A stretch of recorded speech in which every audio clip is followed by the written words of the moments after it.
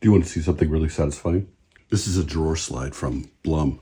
They have 3D models of most of their products on their website, which can plug directly into Fusion 360. Check out that accuracy. Like, we didn't need all these holes, but just in case.